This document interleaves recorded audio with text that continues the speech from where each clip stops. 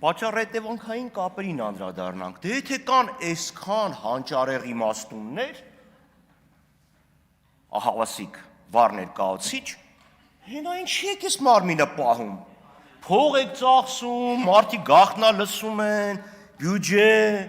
հենա նստեք իմաստուններով, վերլուծություն արեք էլի, բրծեք,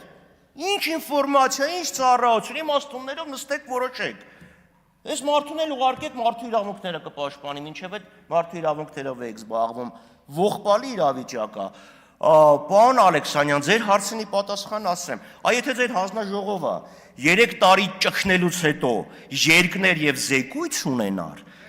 զեկույց չունի, որովհետեւ այդ թղթի տակ ընդամենը 4 հոգի աստորագրած 11 հոգու։ Հարգելի գործընկերներ, ուրեմն ասեք դուք չնչատի, դուք զախողել եք 4 հոգի ստորագրություն կադրատա։ Իջեցրեք։ Լրություն, պարոն Ալեքսանյան։ Կադրատակ ընդամենը։ Պարոն Ալեքսանյան, լրեք միակ։ 4 հոգի 4 հոգով զախողել։ Պարոն Խաչատյան, այս ամեն ինչը սկսեց նրանից հետո, երբ որ դուք բարձր տոնի մեջ սկսեցիք բղավել։ Մի բղավեք, հանգիստ տոնով ելույթ ունեցեք։ Որովհետև զախողված է այդ փաստաթուղթը։ Հիմա մյուս խնդիրը սահմանազատման հետ կապված, պարոն Ռուբինյան, այդ սարեր ձորերը, որ ասում են, մի խելոք մարդ է ասել արտասահմանում։ ՀՀԿ-ն էլ դա արձանագրել է ներակա նախագահության կողմից ուղեցույցում, թե ինչպես պետք է իրականացնել սահմանազատումը, որ եթե կան սարեր եւ ձորեր, այդ սարեր եւ ձորերի շրջանցելու խնդիր կա։ Բայց այդտեղ հարցս լրիվ ուրիշ է։ Սահմանազատման հետ կապված։